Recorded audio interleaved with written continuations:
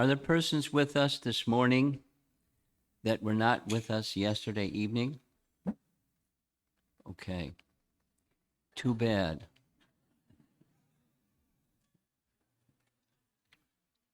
Yesterday, a little recap. Yesterday, we covered three topics. It was the introduction in three divisions. One, a little biographical sketch of Akrura and his ancestry and the lineage, and that he and Krishna are of the same dynasty, the Chandra dynasty, and so forth. And we saw or heard like a little list of his major, mentioned in the Bhagavatam, his major contributions to the history of within the Bhagavatam, including he was a general in the Vrishni army, a commanding general. He was a powerful warrior. Now he's in later at this time he's much older, so he's not in the warrior phase. Although at the very end of Krishna's pastimes, he, Akrura, was part of the Prabhas self annihilation. The whole Vrishni dynasty was annihilated. He was part of the battle, and that was his departure, along with many others, which was all part of Krishna's plan. We discussed that a little bit.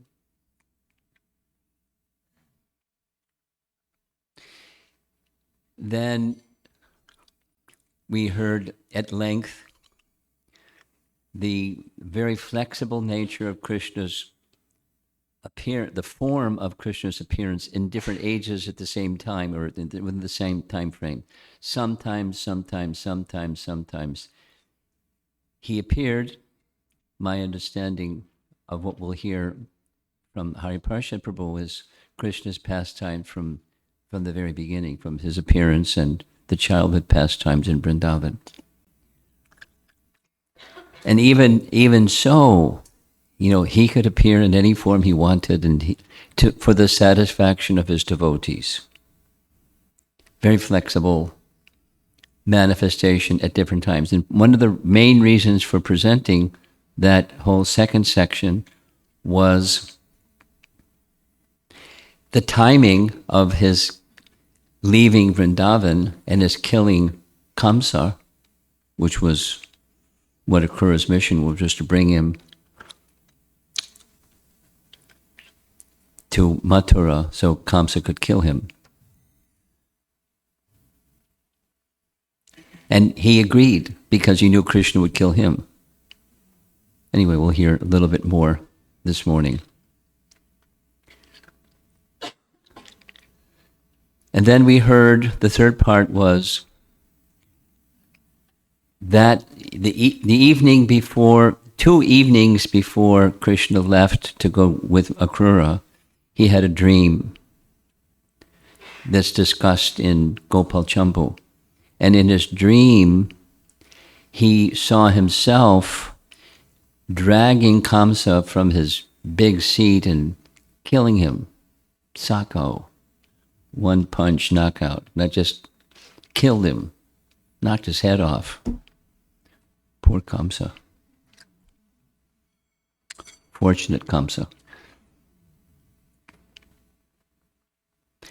And so he has feelings about chivalrous feelings, affection for his mother and father, and the necessity to do this.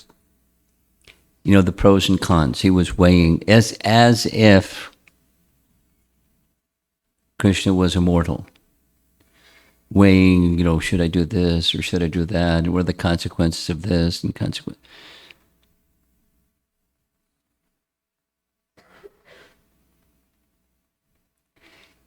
And then we heard the day that Keshi came was the same day that Akrura came, but Akrura took the whole day. Keshi came quickly. So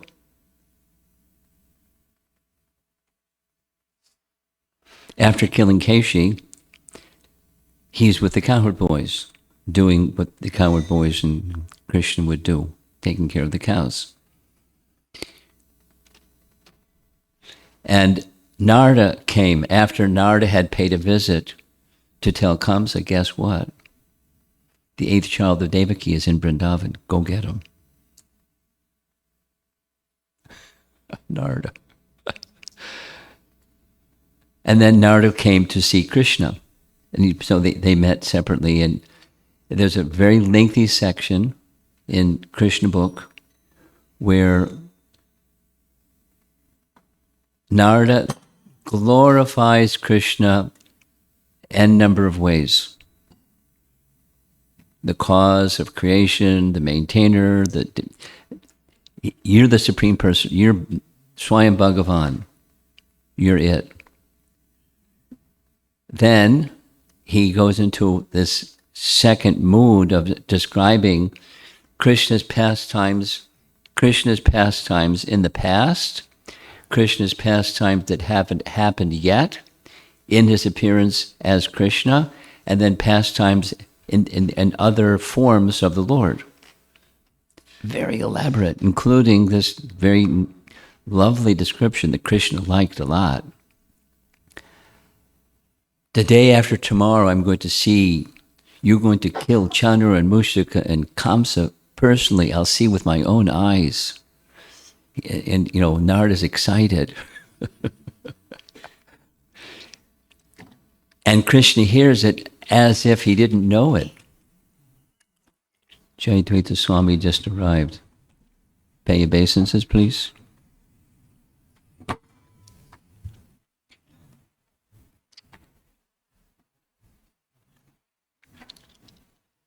Surprise! Jayadvaita Swami is joining us.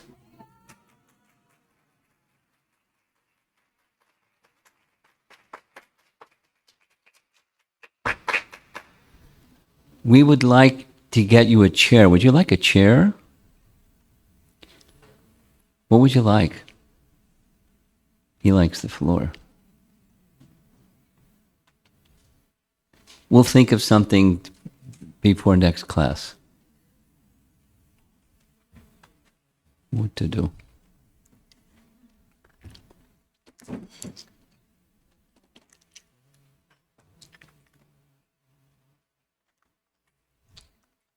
Here's Sri chair for you. It's got your name on it. They dusted it off, and it's... If you're happy right where you are, you'll be happy right where you are, but it's right behind you. Literally right behind you. Okay. We're just doing a little review of yesterday, and where we ended yesterday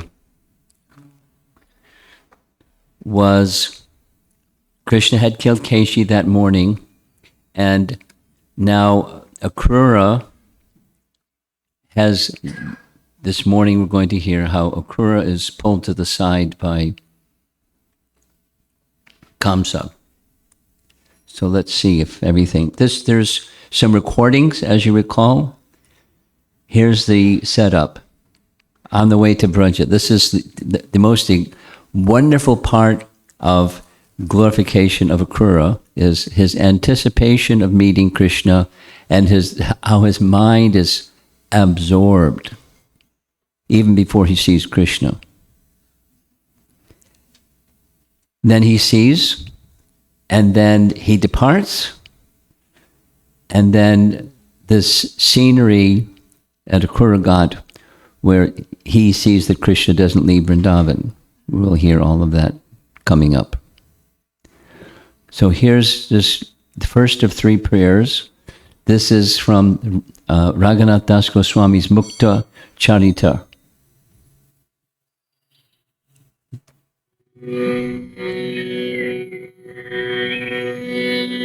It's sung twice, we'll listen once and then sing along the second time. Manumapī सचीपुत्रम् अत्र स्वरूपम्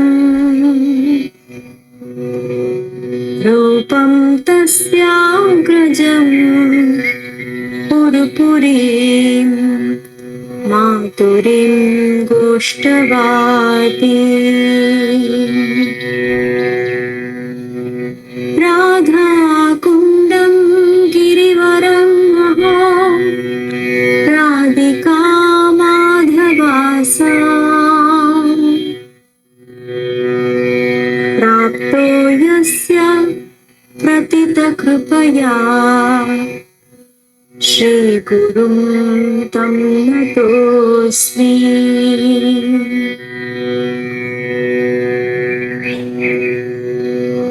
नामश्रेष्ठं मनुमपि सचीपुत्रम् अत्र स्वरूपम्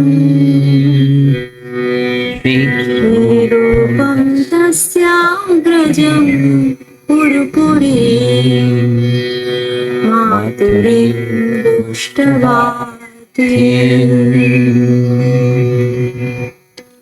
राधाकुण्डं गिरिवरं राधिका माधवासा प्राप्तो यस्य प्रतितकृपया श्रीगुरुं तं नतोऽस्मि।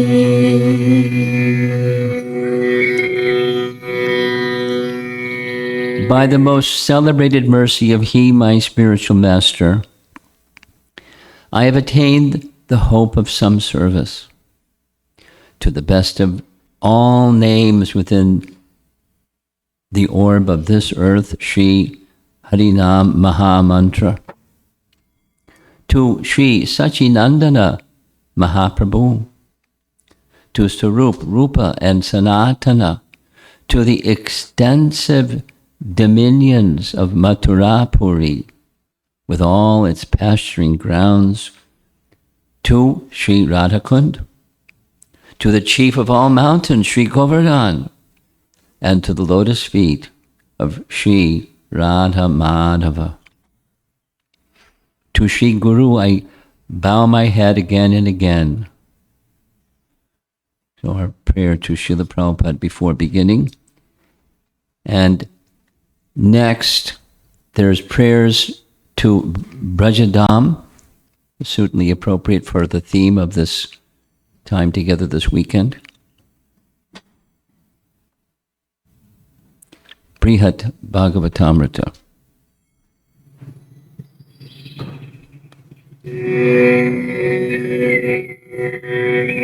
जयति जयति वृन्दारण्यमेतन्मुरारे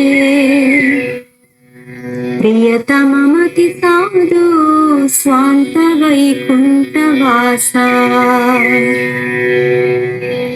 रमयति स सदागा पालयन् यत्र गोपीः स्वरितमधुरवेणुर्वर्धयन् प्रेमरासे जयति जयति वृन्दारण्यमेतन्मुरारे प्रियतममति साधु स्वान्तवैकुण्ठवासा रमयति स सदा पालयन् यत्र गोपीः स्वरितमधुरवेणुर्वर्धयन् प्रेमरासे। All glories to Lord Murari's Vrindavan forest. He prefers residing here to residing in Vaikuntha, or in the hearts of elevated saints in Vrindavan. While always tending his cows, he gives pleasure to the gopis, whose love for him, in the mood of the rasa dance, he increases by sweetly playing his flute. And one more prayer to Brajadam. This is from another source, Pancharatra Pradeep.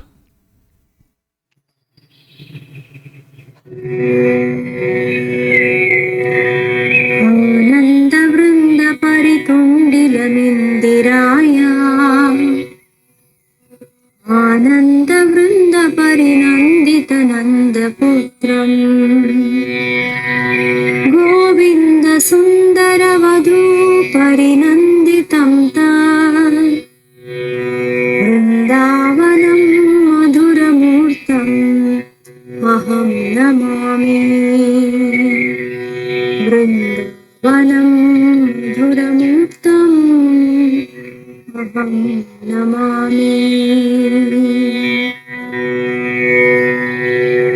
आनन्द वृन्द परितुण्डिलमिन्दिराय आनन्द वृन्द परिनन्दित नन्दपुत्रम् गोविन्द सुन्दर वधू परिनन्दितं वृन्दावनं मधुरमूर्तम् अहं नमामि वृन्दावनं मधुरमूर्तम् अहं Namami I worship Sri Vrindavan, the abode of Srimati Radharani, which gives ever-increasing, overflowing bliss to the son of Nanda Maharaj. There, the beautiful damsels of Vraja increase the bliss of Lord Govinda even more, making Vrindavan the embodiment of all sweetness. So now we're ready to begin this next section where, along with his emotions, the prayers flowing along with those emotions are going to be disclosed. This tells the section, chapter 38, Akrura's meditation while traveling to Vrindavan. And it begins, we mentioned this yesterday, Narada paid a visit to visit the palace of Kamsa because he, Narada, wanted to accelerate the killing of Kamsa. So he went to Kamsa, and Kamsa received him with respect. Of course, Kamsa's seated on a big seat and Narada's not. That was backwards. But respectfully addressed him and so forth. So what brings you here? What can I do for you? So Narada wanted to disclose, Vasudeva cheated you. You know that eighth son of Devaki, the one that's supposed to kill you, right? Guess what? He's in Vrindavan. And hearing this, Kamsa grabbed his sword. We heard this yesterday. I'll cut off his head, Vasudeva. He said, no. You don't have anything to worry about, Vasudeva. The one you have to worry about is the eighth child of Devaki. And he's in Vrindavan. Go get him. You're smart. You can do the needful. Not that language, but like, basically that was the message. Immediately, he began his plan of how he was going to kill Krishna. And immediately he sent, because he had already sent demons to kill Krishna, now it's like confirmed by Narada Muni. So he sent Keshi, and then he called Akrura. And we heard yesterday about Akrura. Not working.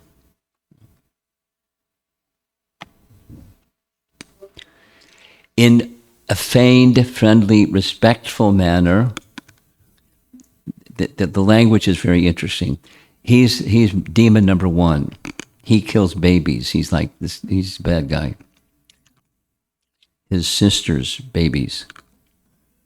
So he took the hand of Akrura, praised him. You're my most trusted one. You're so smart. You're so capable. I have a very important mission for you. What's that? Please bring those two boys, Krishna and Balaram, here to Mathura. I have a plan to kill them. And then he described in the flow of events, if I can't kill them this way, I'll kill them that way, and kill them that way, and then Chandra and Mushtik will take care of them. 11-year-old against mighty, powerful wrestlers. And when he finished, he waited for Akrura's response. And what was his response? We may make very great plans, but unless they are sanctioned by the supreme authority, they will fail. He's hinting because Kamsa can't hear anything, so he misses the point.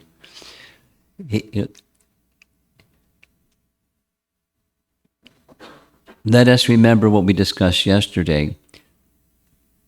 Akrura didn't become a nice sadhaka, and he became an elevated prema bhakta. He's on the platform of prema bhakti. Kamsa doesn't. He can't see his bhakti. He can't see it. He thinks he's buttering him up and getting him to do his dirty business. Akrura agrees because he knows the same as we heard this yesterday, same as Narada. Krishna's going to come and kill him.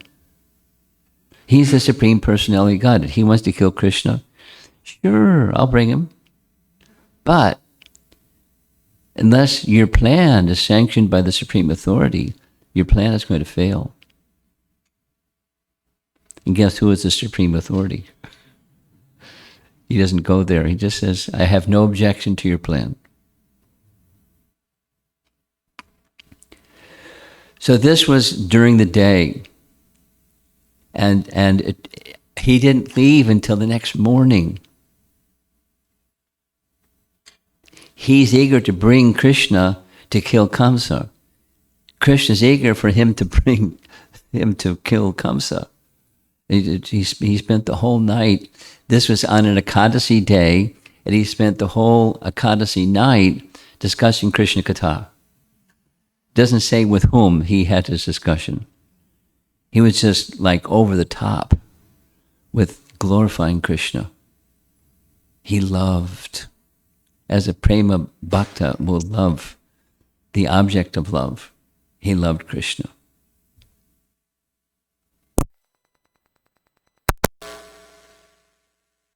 (38) Sukadev Goswami said, after passing the night in the city of Mathura, the high-minded Mahamati, we'll hear some more about this Mahamati language, Akrura mounted his chariot and set off for the cowherd village of Nanda Maharaj.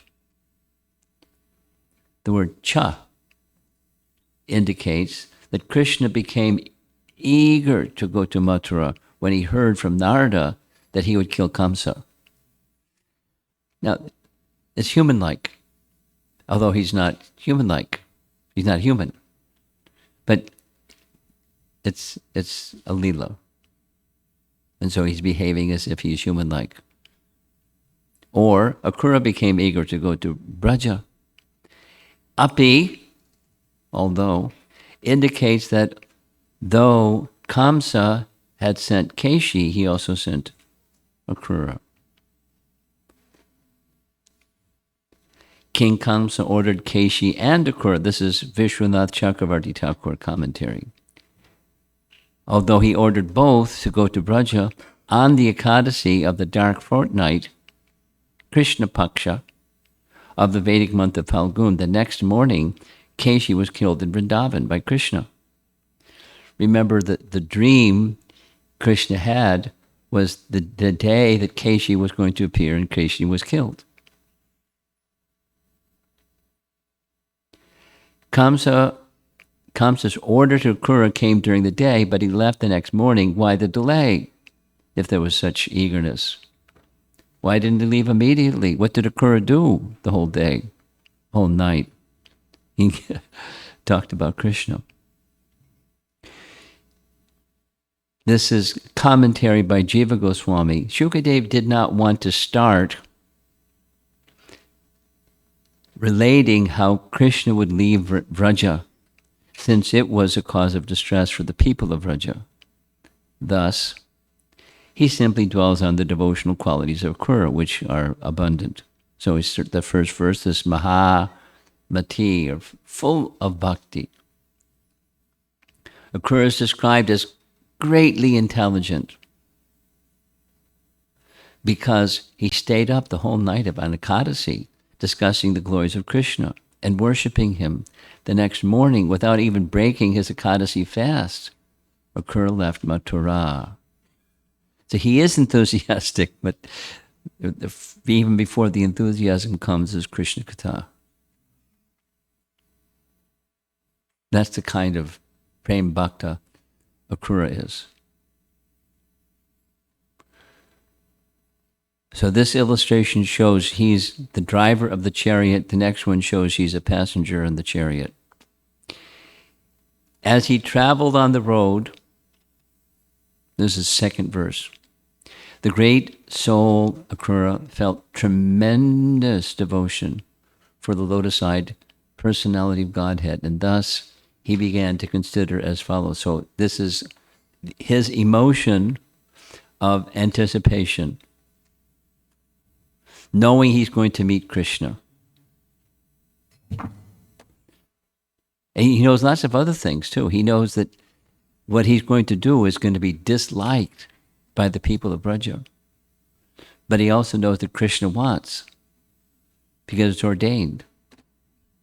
So he puts what Krishna wants in the first position.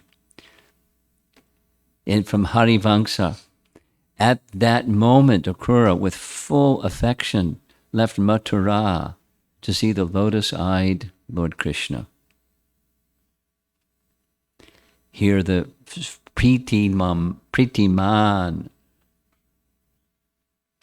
Pudrikaksham Drashtum Dhanapati Swayam,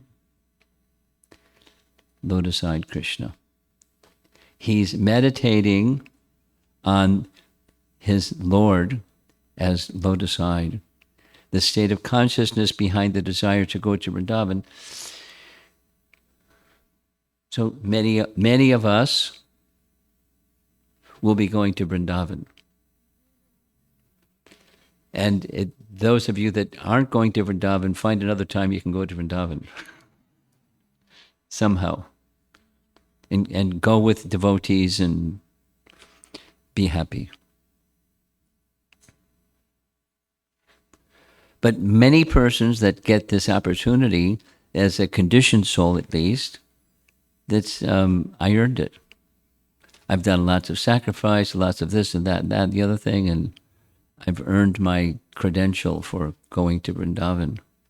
Finally, my service is now recognized. That's, a conditioned soul's consciousness. And here's Akrura's consciousness. Very humble. He's a prema bhakti. What pious deeds have I done? What severe austerities have I undergone? What worship performed or charity given, so that today I will see Lord Keshava. This is a verse, right? Shukadev Goswami is speaking.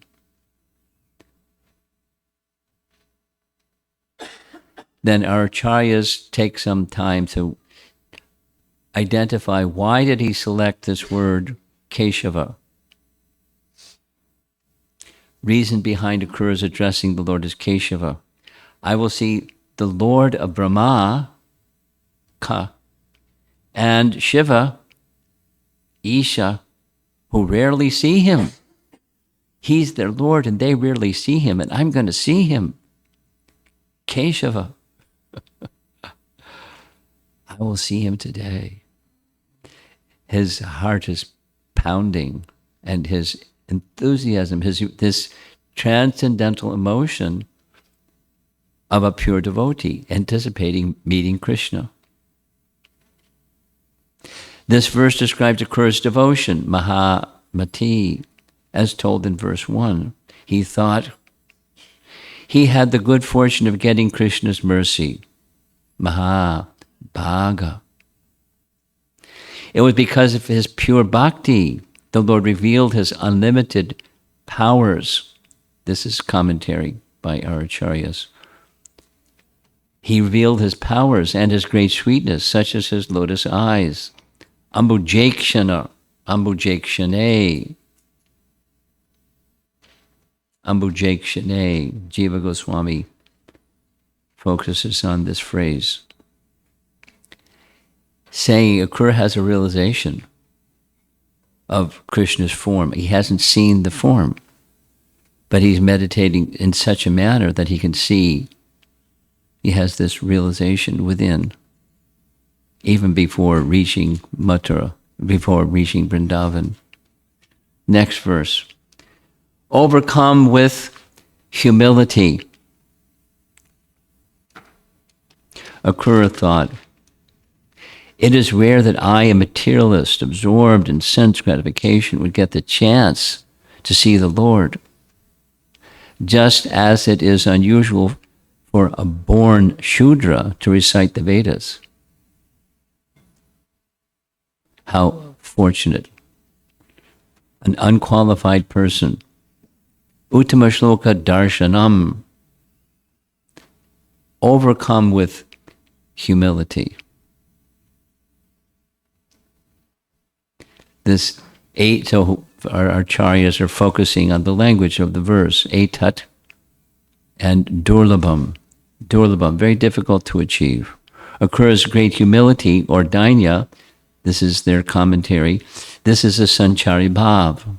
So these emotions of Akrura are transcendental emotions.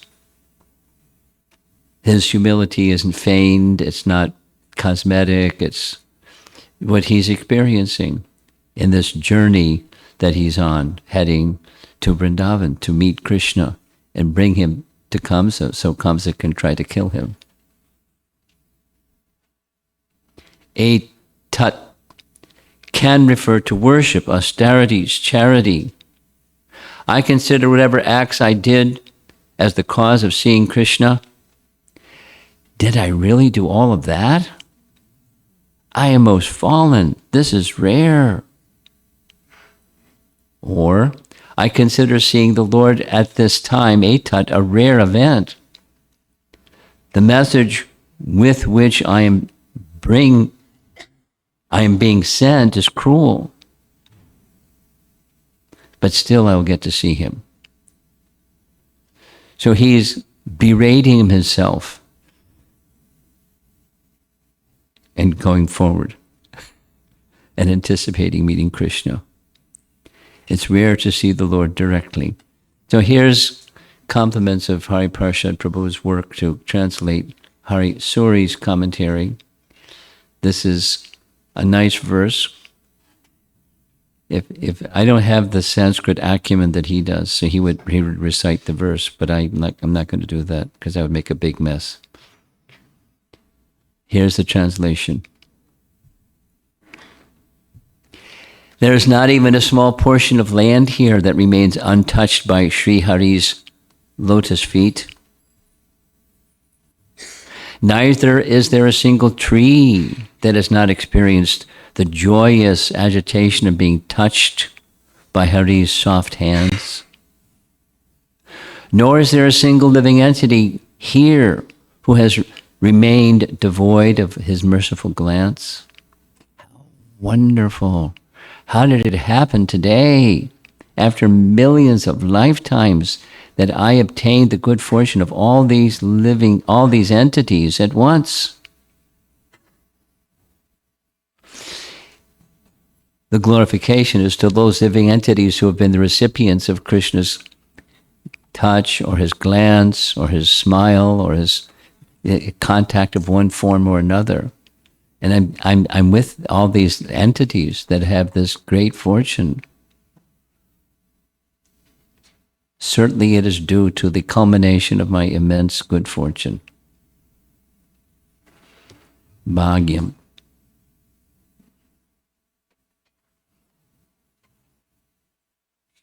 But enough of such thoughts. After all, his humility is moving on to another emotion. Next verse, text 5. Even a fallen soul like me can have the chance to behold the infallible Supreme Lord. For one of the conditioned souls being swept along in the river of time may sometimes reach the shore.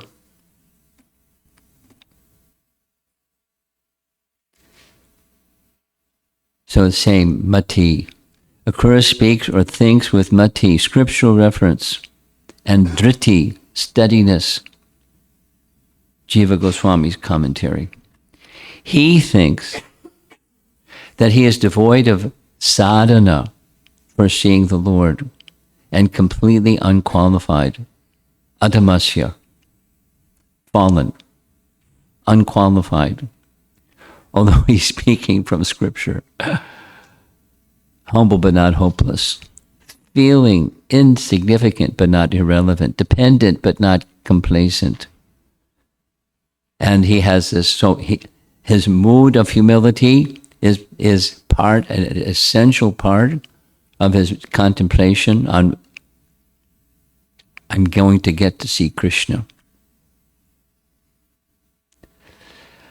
It's really wonderful. I mean,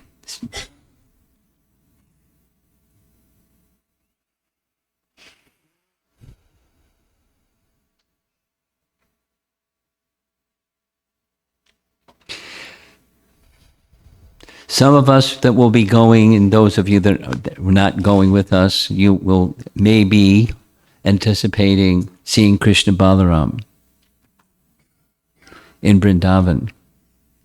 And the anticipation that we might feel, how can it compare to what Akrura is anticipating? He's going to see Krishna Balaram. Not in their deity form, but same. Great humility. The Lord never deviates from his glorious qualities like mercy in order to respond to his feeble worshiper. Thus, the worshiper will see the Lord because of the Lord's great qualities. There's zero qualification on this side, but the real qualification is the merciful nature of Krishna. He's lost in wondrous appreciation of Krishna's mercy. I'm not at all eligible. I'm carrying a bad mission. Though wandering in the waves of enjoyment arising from karma, some persons, by chanting accidentally like Ajamila, cross over the ocean of samsara to reach the Lord, who is not on the opposite shore, he is the opposite shore. Some persons who simply approach the Lord like Putana attain this result, just like sometimes a piece of grass reaches the shore because of favorable wind. There's no cause. It's causeless. A wind is blowing and a blade of grass reaches the shore. Who can say? And my good fortune, who can say? There's zero on this side. It's all Krishna's mercy. Akrura then speaks with pride. The mood shifts. It's another sanchari bhav.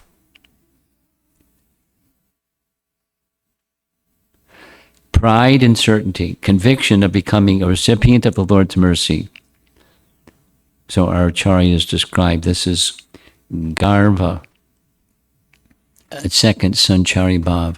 All my obstacles will be destroyed by seeing the Lord. I will directly offer respects to the lotus feet of the Lord. That focus is now going to his lotus feet. And he's got several verses meditating with absorption in his lotus feet.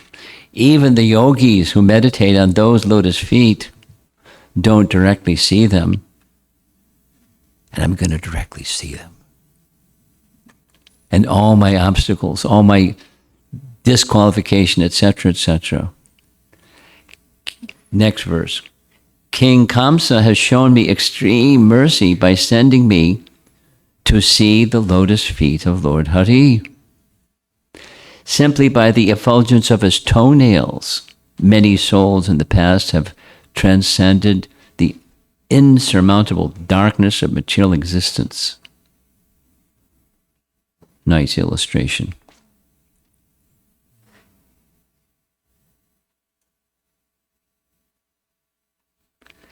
These are his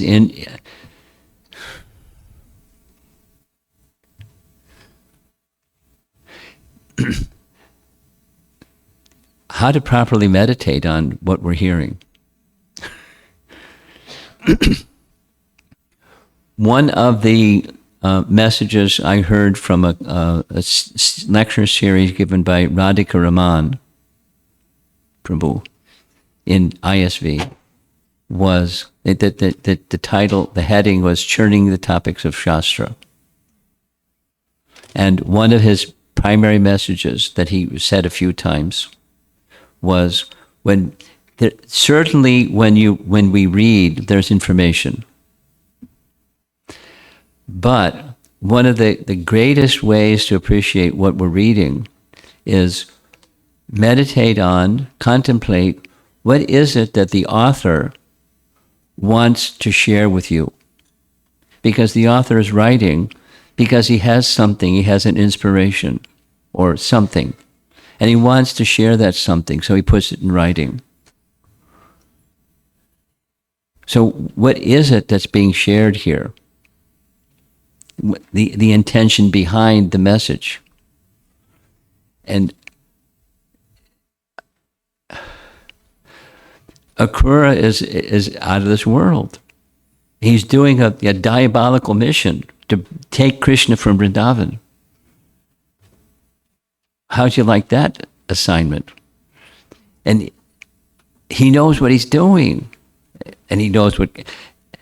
But his anticipation of seeing Krishna's lotus feet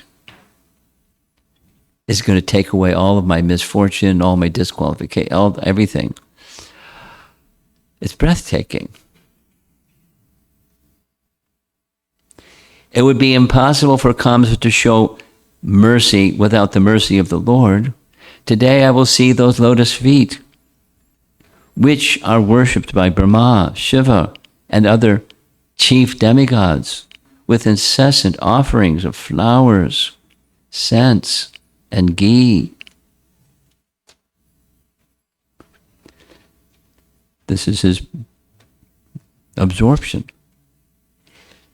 He's not placing himself above these demigod personalities, but he's going to see those lotus feet, and they worship his lotus feet, but they don't see like he's going to see. His lotus feet are worshipped by Lakshmi Devi and her associates. His lotus feet are worshipped by the devotees in this world, as well as the followers of Pancharatra. Pancharatra meaning the procedures for deity worship. So there's very grand deity worship. And persons who are deity worshippers, they're followers of the Pancharatras. His lotus feet are being worshipped by those persons. These three types of people just mentioned, worshipping the Lord's lotus feet, have been mentioned in order to show the superiority of the people of Gokula, shown in the second half of the verse. So there's, on the right side, there's the three different categories of worshippers of the lotus feet, and the superiority of the residents of Gokula. They're superior to all those persons. He's glorifying the residents of Gokula, or the residents of Vrindavan, the residents of in this mature world. Today, I will see those lotus feet which follow after the cows, along with his companions.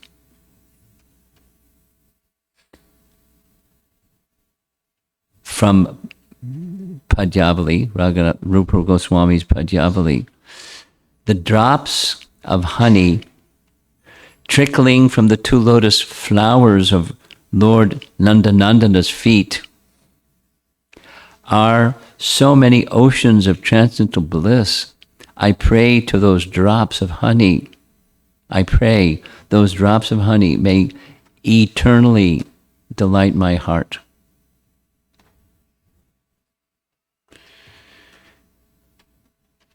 Prayer to Krishna's lotus feet. Today I will see those lotus feet which relish the remnants of kunkum from the breasts of the gopis.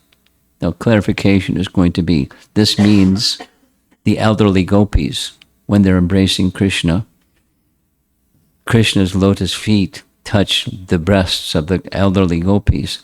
Akrura did not have the mood of conjugal pastimes, since he had dasya rasa. Madhurya rasa would be rasabas. When he mentions gopis, he means the older gopis who would take Krishna on their chests with paternal affection. Jiva Goswami comments, he had a realization of the greatness of Gokula just by coming close to it. Jiva Goswami carries forward, having meditated on his lotus feet with natural dasya rasa. It should be rasa, correct? Not rasa. Small. Yeah. I'll correct it. He then desires to see Krishna's lotus face because of greed from intense prema. This is how Jiva Goswami sees the words of this chapter and the message of this chapter. He's entering the heart. Jiva Goswami has that capacity. He's entering the heart of Akrura. Seeing the auspicious omen of a deer on his right side, Akrura ascertains the sure fulfillment of his desire. He thought, it is sure that I will see Krishna's smiling face surrounded by his curly locks, lotus eyes, sweet glance, beautiful cheeks, and nose. Now he's not met Krishna, but he's seeing Krishna in his meditation. Even Vishwanath writes, even demons get Krishna's darshan. So why do you praise your own good fortune in this manner? Answer, Akrura thought, now the Lord, whose extraordinary beauty I am realizing in my heart, has appeared by his sweet will within our own dynasty of Vaivasvata Manu. The demons may see him, they do not perceive his sweetness.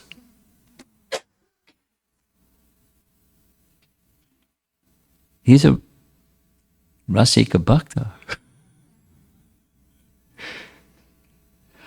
I am going to see Krishna, who spreads his powers everywhere, who is the reservoir of all beauty, and who by his own sweet will has now assumed a human-like form to relieve the earth of her burden.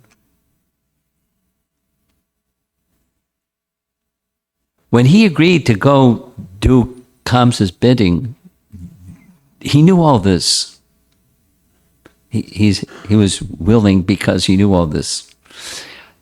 If I see him, will not my eyes be successful? Certainly they will. Again, out of intense greed, Akrura has desire to see all the limbs of Krishna. Jiva Goswami comments, today I will see him. He eternally possesses a normal human-like form for displaying his sweet pastimes, though he is full of all powers. Pastimes of Krishna. And now his emotions are getting even more intense. I will see him easily, directly, not with some obstruction like shadow. I will see him in his actual form, coming close to him. Will I not see him easily? Just by opening my eyes, I will see him. Not by much practice of yoga. By desiring him, I will certainly be able to see him. It is not that I will not see him. I will. Will I not see him easily? Yes. Jiva Goswami is commenting. Just by opening my eyes. How has this good fortune come to me? If Krishna, this is Sridhar Swami's commentary, if Krishna enjoys and performs actions like us, how can he be considered Vishnu? This is the opinion of a skeptic. So, in the next two verses, Akrura establishes the fact that Krishna is all-powerful, glorious, supreme personality of Godhead in the midst of all of this. He is the witness of material cause and effect. Yet, he is always free from false identification with them. He is the dispeller of darkness, of separation, and confusion in living entities.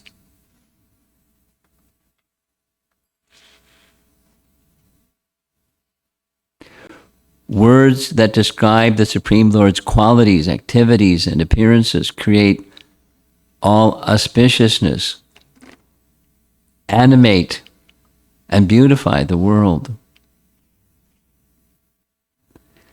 On the other hand, words bereft of his glories are like decorations out of a corpse. So sometimes that's done.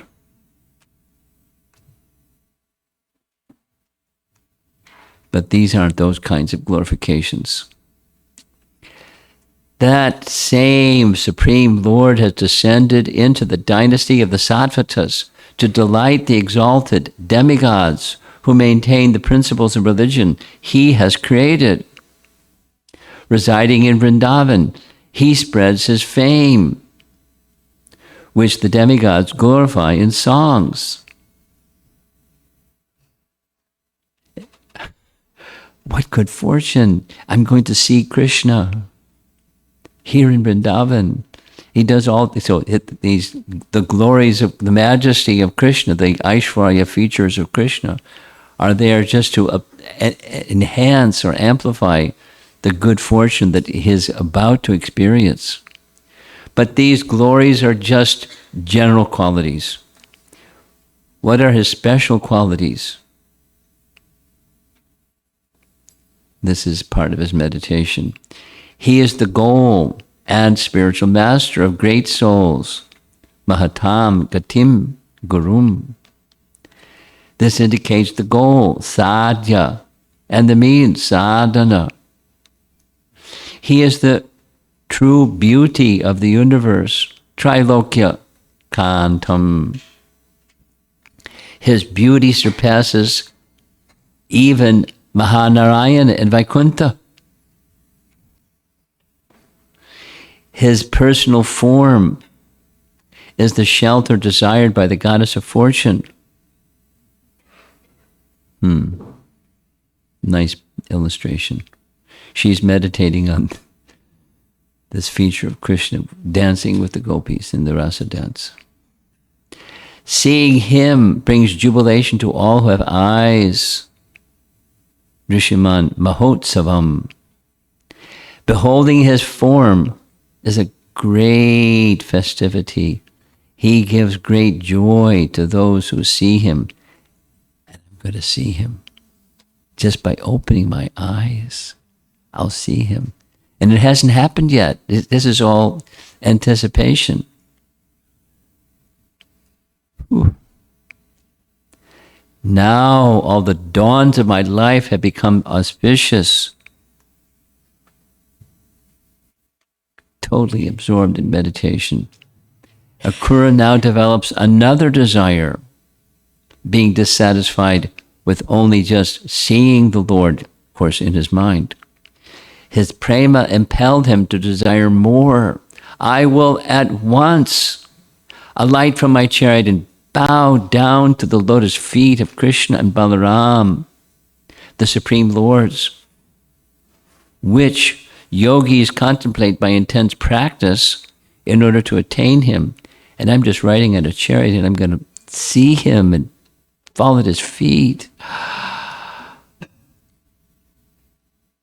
I will also offer my obeisances to the Lord's cowherd boyfriends and to all the other residents of Vrindavan. It's such a contradiction what he's about to do, take Krishna from Vrindavan, and he's glorifying the residents of Vrindavan in this way. He's torn and impelled by prema and torn by these emotions. Whew. Because of the appearance of strong bhakti, Akrura was not satisfied with just offering respects. What's next? He desired to touch the Lord's hand. Though I will be successful if one of his dear friends puts his hand on my head, will he not place his own hand on my head? Krishna's softest touch, my strongest protection. There's text 16. When I have fallen at his feet, the Almighty Lord will place his lotus hand upon my head. For those who seek shelter in him, because they are greatly disturbed by the powerful serpent of time, that hand removes all fear.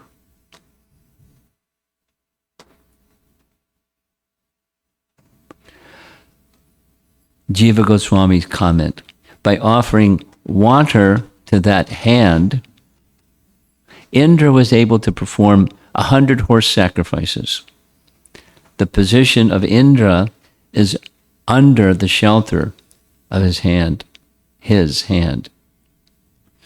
So this is making reference to the Govardhan Puja after Krishna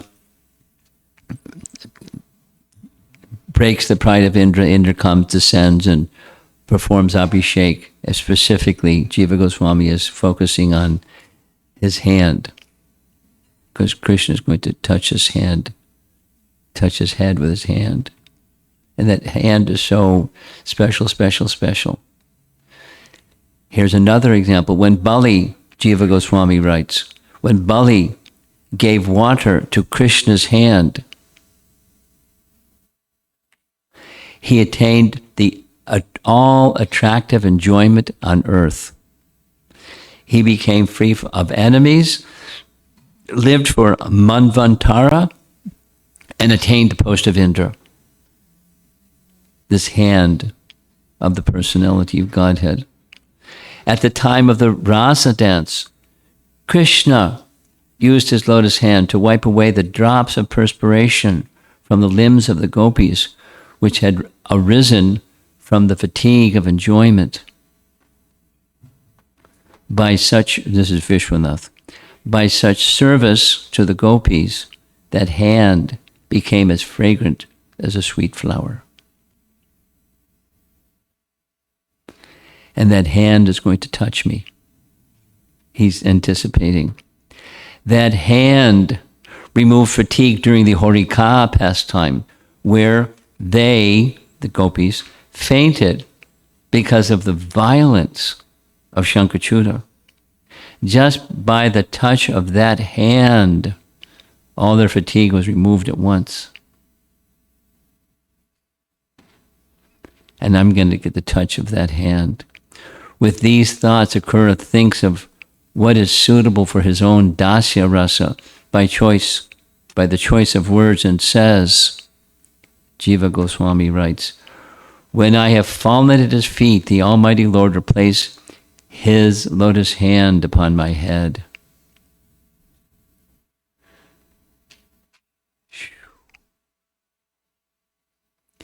Though all of this is true, Akrura still feared that it would be impossible to get Krishna's mercy. Therefore, he refutes this idea with the next verse. Again, humility. Naturally so. Humility is weaved into everything that Akrura has been meditating or speaking.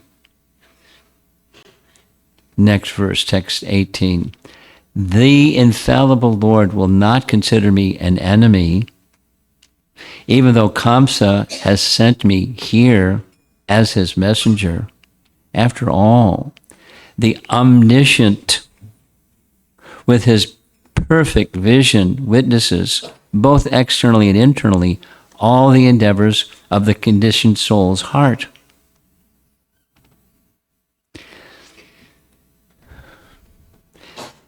With his profound humility, he understands Krishna knows, he's omniscient, he'll know my intention, agreeing to be a messenger of wickedness, of wicked Kamsa. Krishna knows my intention. He'll, because of that capacity of Krishna, he'll be forgiving, he'll be accepting of me. Being omniscient, Lord Krishna knew that Akrura was only externally a friend of Kamsa. Internally, he was his eternal devotee. BBT commentary.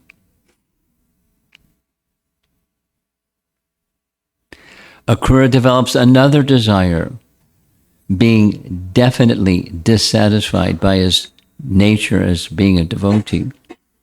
Trattalolyam api mulyam ekalam. Krishna's smiling glance, in addition to touching him on his head, then he will cast a smiling, affectionate glance upon me as I remain fixed with joined palms, fallen in obeisances at his feet. Then all my contamination will at once be dispelled, and I will give up all doubts and feel the most intense bliss. Krishna is going to embrace him. Recognizing me as an intimate friend and relative, Krishna will deeply embrace me with his arms, instantly sanctifying my body and diminishing to nil all my material bondage, which is due to karma. By Krishna's embrace, this is Vishwanath, my body, Atma, will become pure and act as a holy tirtha to purify others. Afterwards, I will become liberated from material existence. Now, his goal is not liberation because he's liberated. But he's speaking with humility as if he's a conditioned soul and repulsive and so forth. So all of that will be taken away. There's Krishna's embrace. And Balaram is overlooking with a nice smile. And the Brijbasis are seeing and they're happy. Krishna's single greeting, my life purpose fulfilled. Having been embraced by the all-famous Krishna, I will humbly stand before him with bowed head and joined palms. Then the Lord will address me, my dear Akrura. At that very moment, my life's purpose will be fulfilled. The life of anyone whom the Supreme Lord fails to recognize is simply pitiable.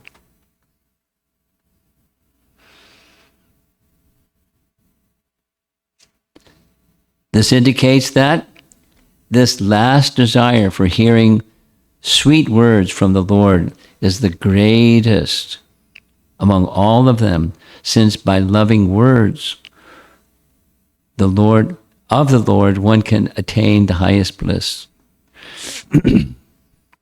Jiva Goswami has a lot to say on this pastime. The desire stated are increasingly greater in succession. Someone may object, Vishwanath writes, the Supreme Lord should be equal to all at all times. Why should he show special friendship to someone like you? The Supreme Lord has no favorite, nor does he consider anyone to be fit to be neglected. Reply, all the same, he lovingly reciprocates with his devotees in whatever manner they worship him. So here's the ladies with their music, and they want to see Krishna dance. So Krishna's happy to dance and make them happy. And he likes dancing too.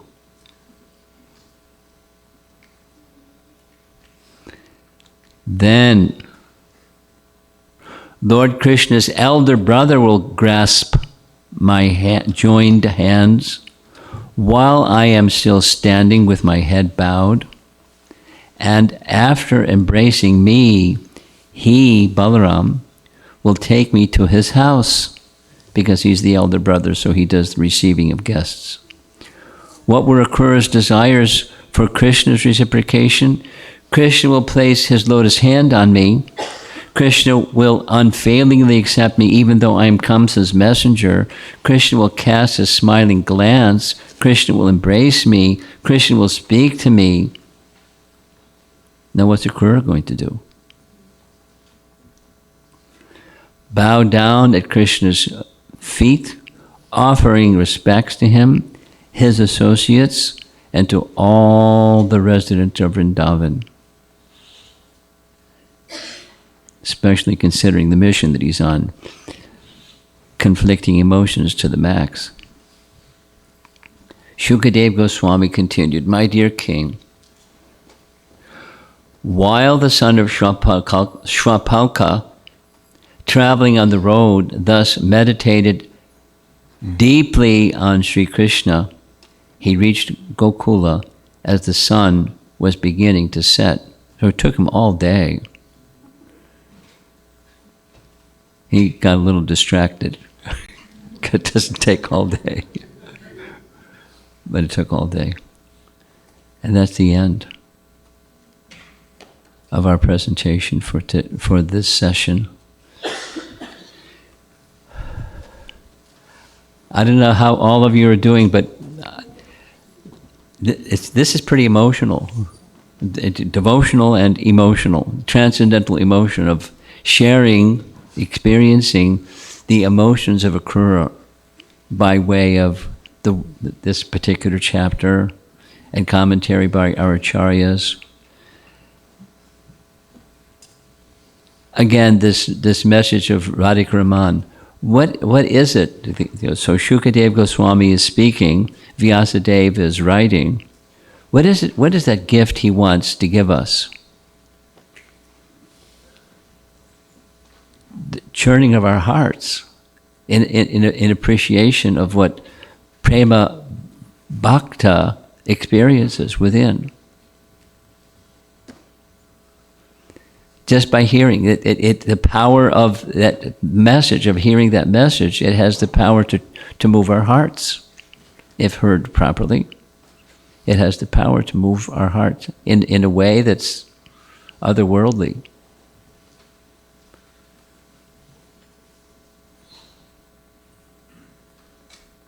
I feel like let's do it again.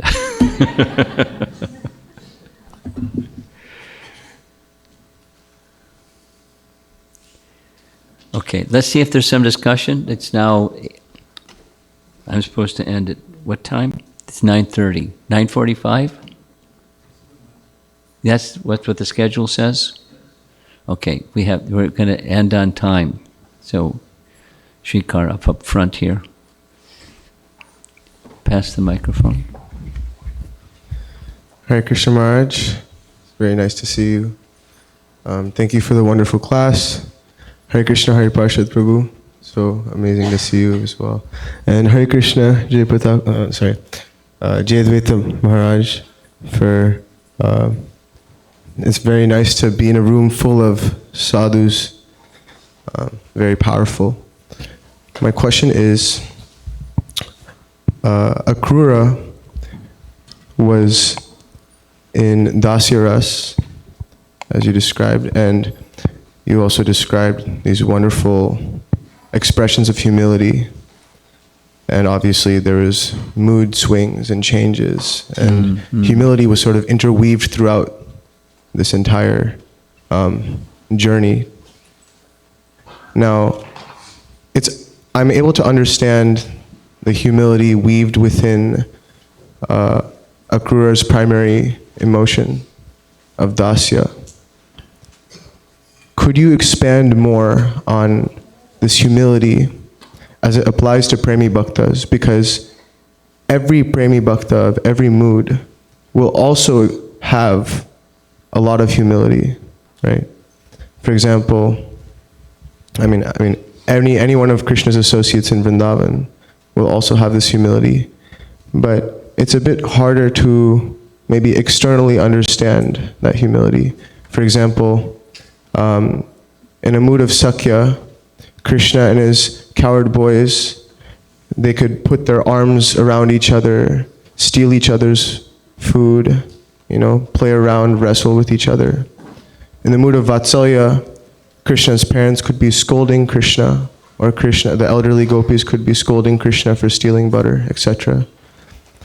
So could you expand on how this humility applies to the other rasas?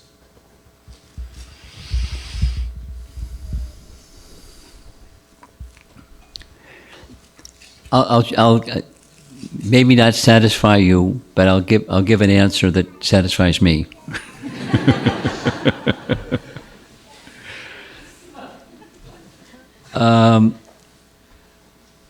Later during this presentation, I'm going to show you a artificial intelligence generated painting that Garuda sent me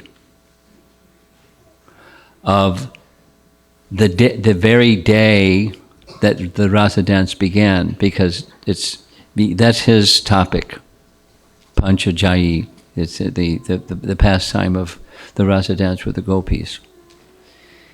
And he made a comment that I was questioning, and he answered, which is responsive to your question. Finally, they became free from pride. And that's when rasa dance began. So I said, wait a minute. Gopis have pride? And then he said, this is responsive to your question. This is Garuda in a little, this text message back and forth. Of course, they're the most exalted persons in the universe, most fortunate ladies in the universe. But they were feeling themselves like that. And so Krishna disappeared. Until that got completely taken away. And then when the rasa dance began, it was completely taken away. So now, humility, as one might say, it's the absence of pride, or a mark of a humble person is it's squeaky clean. No, zero.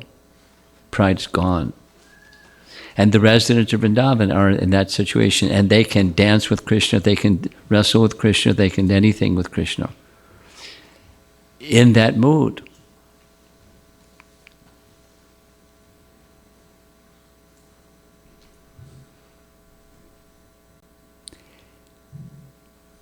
We're going to hear that the gopis criticize Krishna. They criticize Prabhupada, this, that, the other,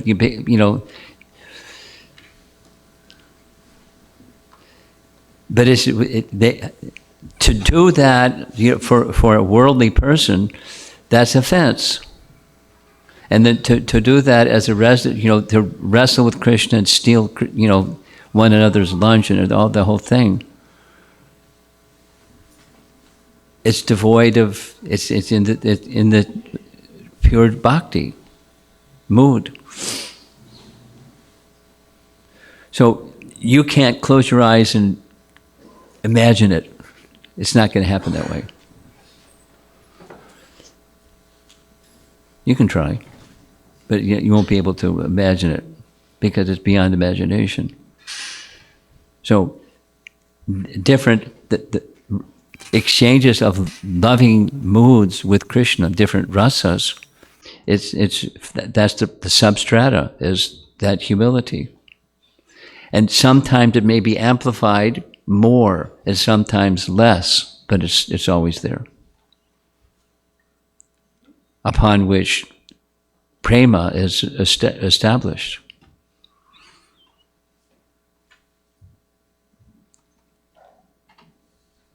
And if you want to know more about it, become a prema bhakta.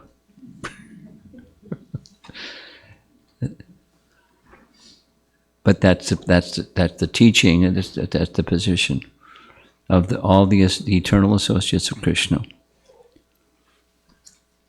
including Akrura, who disturbs the gopis like anything. Not just the gopis, all the residents of Vrindavan will hear. All the residents of Vrindavan, completely disturbed. He's paying obeisances and is disturbing them. Knowingly. What a contradiction. Sri Radhika's question yesterday.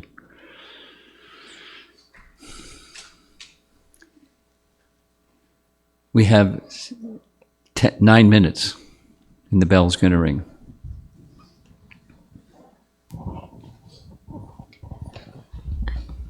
Hare Krishna Guru Maharaj, thank you for such a enlightening emotions of sharing the emotions of Akrura.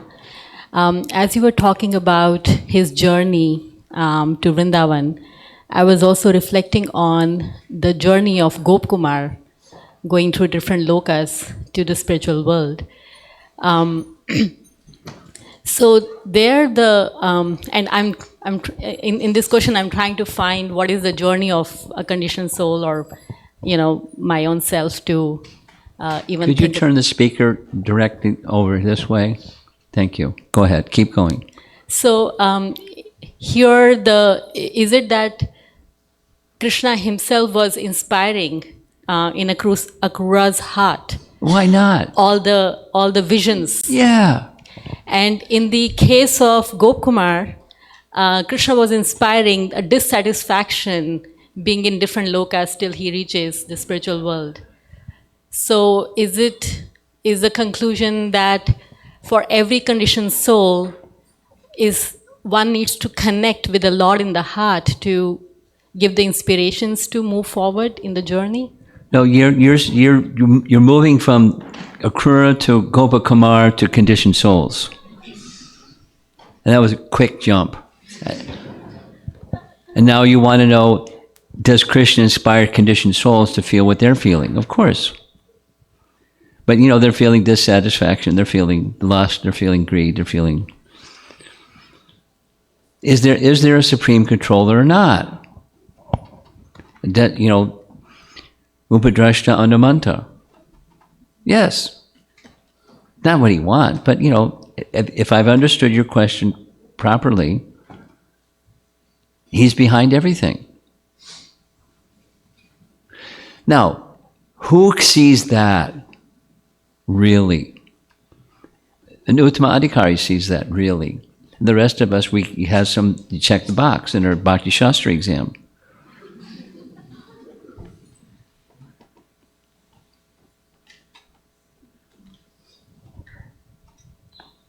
Does that answer your question? Yes, Mara. Also just additional follow-up. Is this journey Akrura's journey? Akrura's journey, a defined by the Lord that he's going to. Well, it's very spontaneous. It's not scripted. It's very flowing, like a river flows. The emotions of a pure devotee flow, and Krishna is enhancing that flow. He's there, enhancing the flow. So it's a reciprocation of the soul's desires and Krishna's enhancing that flow. Non-stop, moment to moment. ever present. Love, ever present. Thank you, Maharaj. Okay. Nandimukhi, you have something? Hare Krishna, Guru Maharaj. We have 5 minutes. We have 4 minutes. Yeah. Are we doing now? Go ahead. Okay. I have 2 thoughts and 2 questions. Succinct because of time. Okay. The first one is the theme here today, bound by law and led by love. I feel like Akrura's journey to Vrindavan, very similar to that journey. I feel like all the devotees who made their way here to Gita Nagari is also similarly bound by service and led by love. Yeah. You yourself included, of course. Last Saturday, you were in Beijing, and today, this Saturday, you are now in Gita Nagari. It's a journey almost halfway around the world. Yeah. Keep going. I'm more than 10%. 2 days ago it was 10%. Maybe it's a little bit more. The second thought is, yesterday we mentioned, according to Rupa Goswami, Akrura is an example of achieving perfection by vandana. Yeah. Yeah. And I feel like his meditation and anticipation on his journey to Vrindavan is almost another form of vandana. Yes. That was one of the points that was made. Yes. It is like a very active service. It increases his hunger to see Krishna and heightens his bliss upon seeing Krishna. And in a sense that he is not carried by a chariot, but is really carried by his Emotion. anticipation and desire. Yeah. And you mentioned his main rasa is dasya rasa, but I feel like this kind of anticipation and desire is also find its origin from the conjugal rasa in the Raja Gopikas, which Krishna himself is so much. I don't know if our Acharyas would agree with you. We'll see. And my question... He has appreciation, but it's not his rasa.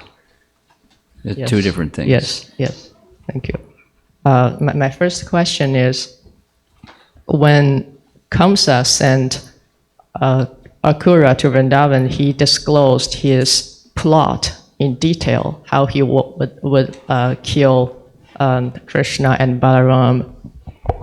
And I'm just thinking, Kamsa is a very decideful and diplomatic person. Yeah. And I feel like that plot at that point may be considered as something highly confidential.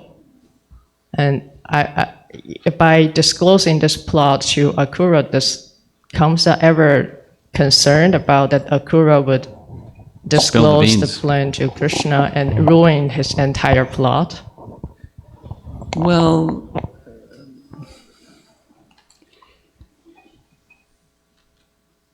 yes, what you're stating sounds very reasonable. And a person that's as proud and mad with pride as Kamsa,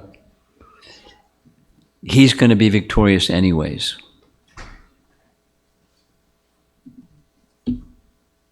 He has that, his false ego, it just knows no limit.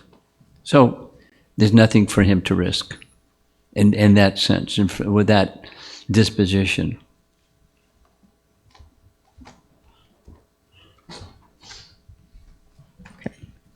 Okay. My last question is, yesterday we quote Vishwanatha Chakravarti Thakur told the day Krishna leave for Mathura is an Ekadashi day in the month of Chaitra. And today, I think there's a slide showing there's a Ekadashi day in the month of Palguna. And I'm just trying to understand, is this difference intentional? I don't know. Both references are cut and paste from what acharyas say. And what's the reason behind that contradiction? This acharya and that acharya say different. I don't know. Okay, thank you. That's all right. She has a PhD in math. So she asks these questions from time to time. Srila Prabhupada ki jai.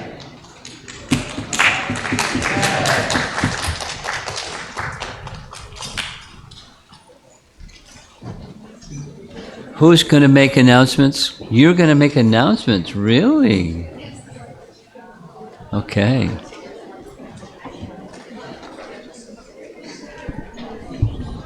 Hare Krishna devotees, just before breakfast, we have 3 quick announcements. Please make sure that you are registered with Shamasaki and you have a blue wristband. This is required for everyone. And if you don't know who Shamasaki is, come to me. I will direct you to her. And the second one is there will be shuttles, again, just like yesterday, to take everyone to the dining area. And the breakfast will now be served in the dining area just where it was yesterday. And if you're new to Gita Nagari, and please wait outside the temple, and a shuttle will take you there as well. And finally, please keep checking WhatsApp for announcements. There will be regular updates about the retreat, so please make sure to check that. Thank you very much. Hare Krishna.